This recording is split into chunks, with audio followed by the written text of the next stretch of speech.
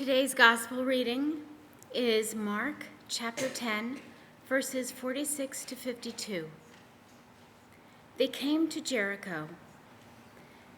As Jesus and his disciples and a large crowd were leaving Jericho, Bartimaeus, son of Timaeus, a blind beggar, was sitting by the roadside. When he heard that it was Jesus of Nazareth, he began to shout out and say, "Jesus, Son of David, have mercy on me." Many sternly ordered him to be quiet, but he cried out even more loudly, "Son of David, have mercy on me." Jesus stood still and said, "Call him here." And they called the blind man, saying to him, "Take heart, get up, he is calling you." So, throwing off his cloak, he sprang up and came to Jesus. Then Jesus said to him, "What do you want me to do for you?" The blind man said to him, "My teacher, let me see again." Jesus said to him, "Go, your faith has made you well." Immediately, he regained his sight and followed him on the way. This is the word of the Lord. Thanks be to God.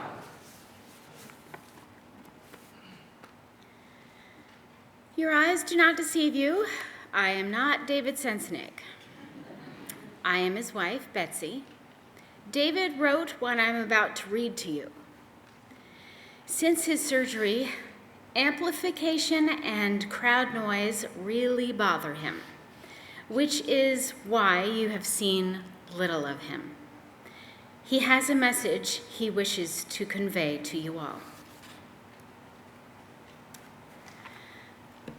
Some of you know I have been suffering for years with chronic pain in my legs. It was always assumed the continual pain was caused from the scar tissue built up from my previous 3 back surgeries. I had seen several specialists, and none of them could explain the exact cause of the pain. The answers were always the same. If it gets worse, let us know. One of the options the doctors recommended was to have a spinal stimulator put in my back to help block the pain. So after lots of consideration and prayers for the right decision, Betsy and I decided it was time for me to go ahead with it. The morning I was scheduled to have the stimulator implanted, I woke up sick and had to cancel the surgery. Looking back, this was the first part of God's hand having a different plan for me. I had prayed and continued to pray for healing and answers for the cause of the pain. After canceling the surgery, I never rescheduled because it no longer felt like the right thing to do. The spinal stimulator was never a cure, only a way to help mask the continual pain. Once the stimulator is implanted along my spinal cord, having it removed isn't a great option. The pain has been controlling my life for several years, more than I even realized. I continued to pray for answers every night with what seemed like no answers in return. My life had become a routine of doctor visits and pain medication. I then also started suffering from daily headaches and migraines to add to my frustrations. Over the last year, the combination of pain and medications was causing me to truly lose hope.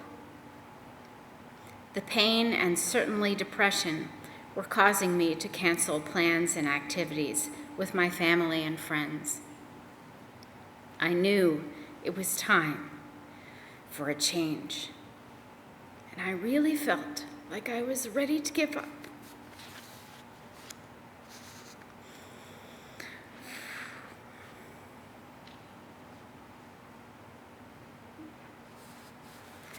One night, after continuing to pray for answers, I decided to change my prayer.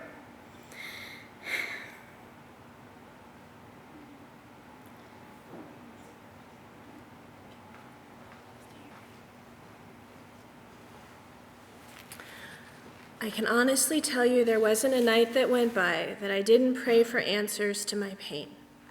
Sometime around January, I started to ask God to please just make the pain go away, no matter what it took. I knew my family was also suffering from me being so unhappy, and knew things could not continue this way. At the end of January, as most of you know, I had a brain tumor removed. The tumor was found after what began as several seizures taking hold for hours, starting at around noon on Friday.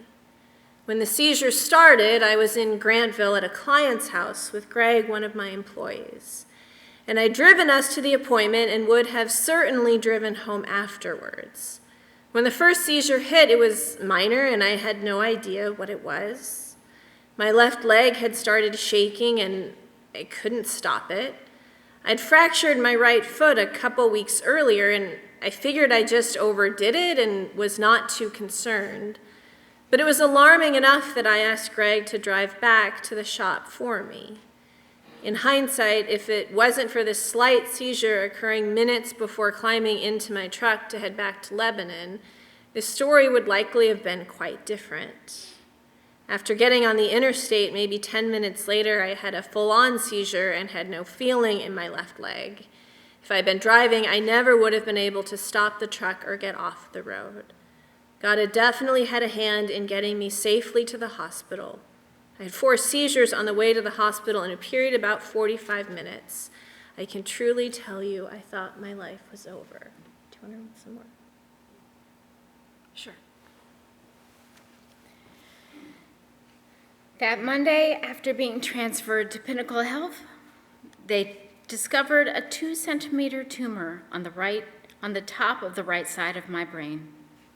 The neurosurgeon came into my room and went through the diagnosis and discussed the options to remove the tumor. The tumor wasn't believed to be cancerous, and the best option, according to her, was to surgically remove it. At this point, I probably should have been scared or concerned, but I was at total peace with having the surgery.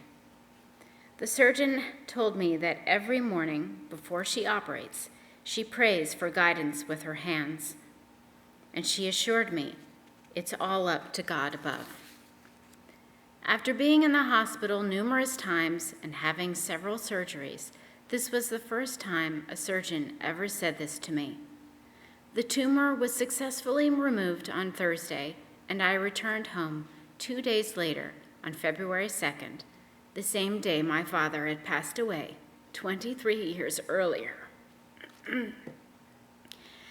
The telling of my story is to tell everyone not to give up faith in prayers, for God truly answered my prayers. The tumor was believed to be causing my daily headaches and certainly the seizures. The tumor was a calcified blood clot, which meant it had been there for several years. The surgeon isn't sure what caused the tumor, but she removed it all. When I woke up from surgery, I realized that all the pain in my legs was gone, and to this day has mostly remained that way. I could not remember the last time I ever felt so great. I had trouble sleeping for days because I felt so good. I asked the neurosurgeon if the tumor she removed would have been the cause of the pains in my legs, and she said, medically speaking, no. The tumor, located on the right side of my brain, would answer for the pain in my left leg possibly, but not my right, where most of my pain had been for years. She went on to tell me that the brain is quite complicated, and we can't always understand the way it controls our nervous system. I continue to have issues with a lot of noise and overstimulation, which unfortunately is just part of the recovery period. The expected recovery time for me is 6 months to possibly 2 years, which is requiring a lot of patience. A lot of patience. My family and I appreciate the congregation's continued prayers and concerns for us. My next follow-up MRI is mid-November to make sure the tumor has not started to regrow. Just to reiterate the importance of prayers and continued faith, after praying for years for answers to the cause of my pain with what seemed like no response, looking for medical relief by a spinal stimulator that would have possibly caused more harm than good, not realizing I was being watched over and guided by continued faith and prayers.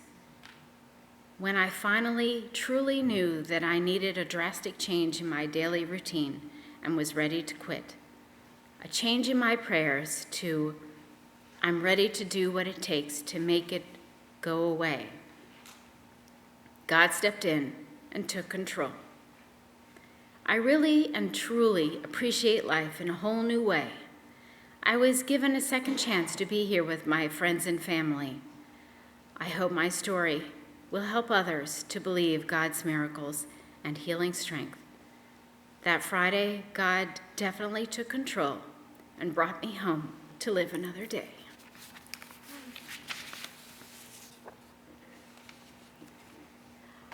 Thanks be to God. Amen.